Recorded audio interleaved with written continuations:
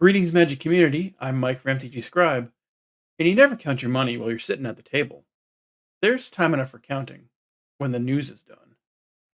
It's been a pretty eventful week with a number of news stories and Bloomburrow spoilers still going on. The biggest news story, though, probably came today when Daybreak announced the Vintage Cube live event.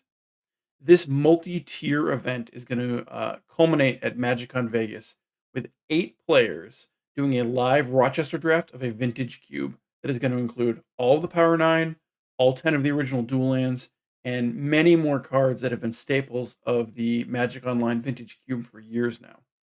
These 8 finalists will get to keep any card that they select, and the undrafted cards will go in to make up the remainder of the prize pool.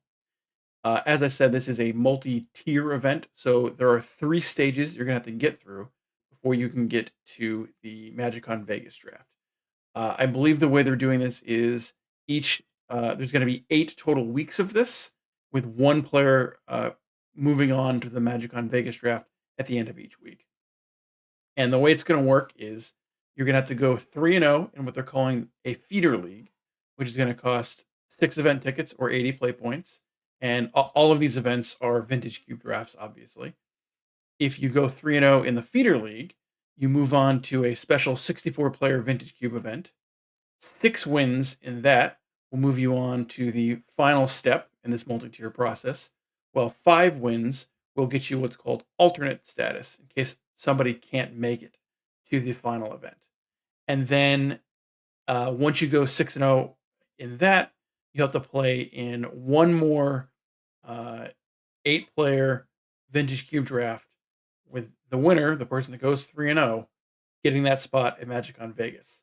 I'm going to have a link to the full details of this entire thing in the description of this event, but you get your travel, you get your stay all paid for, and you get to take part in this live Vintage Cube Rochester draft.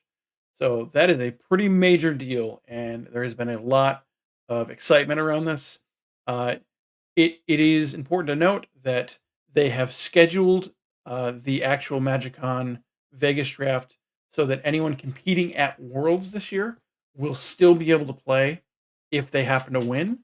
So that was a nice bit of forethought because I think this is going to be a very popular event.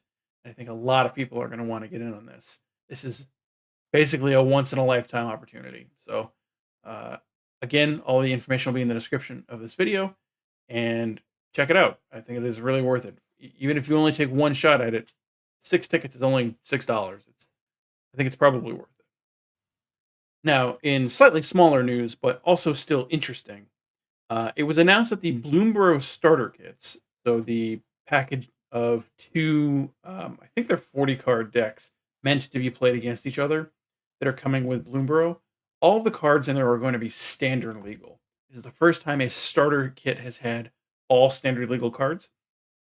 The reason this is interesting is because there are a number of reprints in these sets, including Classification and Blossoming Sands and a few others that are going to be standard legal once this comes out.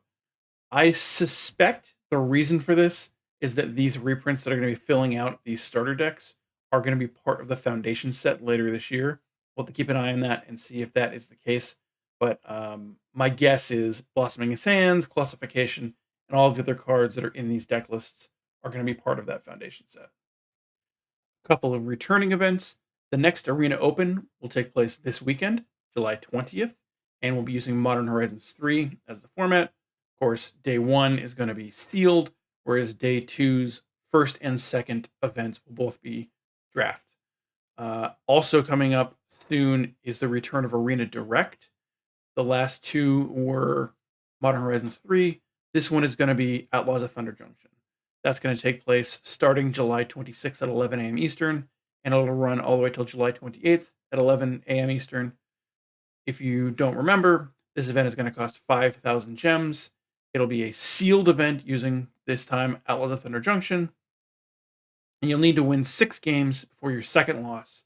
But unlike the Modern Horizons 3 event, where you won a box of Modern Horizons 3, for this event, if you get to that 6 wins before your second loss, you'll win 2 boxes of Outlaws of Thunder Junction, which is a very welcome announcement.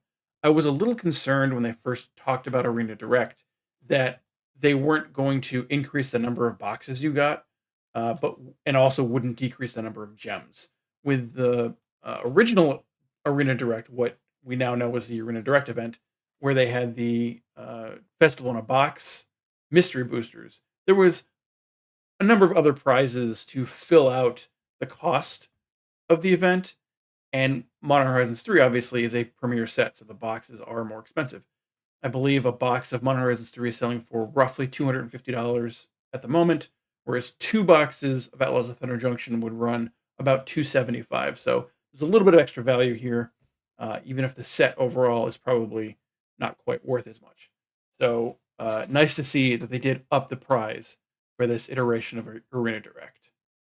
We also get the return of the Arena Championship Qualifier, which has been announced for August. It's going to be Bloomburrow Limited. The best of one sealed event is going to be happening on August 3rd. The best of three sealed event, obviously, these are about the play-ins, will be on August 9th. And then the ACQ itself will happen on the weekend of August 10th. And again, that's going to be Bloomburrow sealed. Our penultimate story has to do, again, with Magic Online, who have announced that they're going to be bringing the Duel Commander format to Magic Online starting on July 24th. This is a 1v1 singleton format where each player has a commander, and there's a unique ban list and a unique meta involved with this event. I will again put a link to an article discussing the specific changes and how this is different from Commander beyond just the obvious 1v1 instead of 4-player event. But they are going to have both a tournament practice room as well as a league for this event. So I believe this is the first time Duel Commander has ever been digitized. So that's pretty exciting. I'm hoping personally that this means somewhere down the line we get Canadian Highlander on Magic Online. I think that would be really fun. I'm pretty excited about the prospect of alternate forms of singleton on Magic Online. So that is something to keep an eye on. Okay, and finally, the Magic Online Modern Creator Showdown was won this weekend by Island Go Same, taking down the $1,250 top prize using a Tron deck.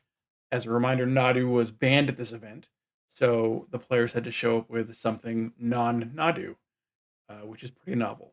Still no word on if there's going to be any kind of ban and restricted announcement going forward. I think that if it's going to happen, it's going to happen next week at some point, because once we're past next week, we're out of Pioneer RCQ season, and I believe into Modern RCQ season. And Wizards has shown a reluctance to take any actions on a format when we're in the middle of that RCQ season. So hopefully we'll see something next week if we're going to see anything at all. If we don't see it next week, I think it's unlikely we get anything until at least August and possibly later than that. But speaking of the Magic Online Creator Showdown, the next one will take place on Saturday, August 10th. The format of this one is going to be Bloomburrow Sealed, and I will be paying extremely close attention to this one. It hasn't been announced who is participating yet, but keep an eye out for that. Should be interesting. And that is all we have time for this week. I'll be back on Tuesday morning, hopefully with a recap of how things went at my RCQ happening this Saturday. And until next time, good luck. I hope tomorrow is a better day for you. Hey, let's try that again without you know who. Until next time, good luck. I hope tomorrow is a better day for you.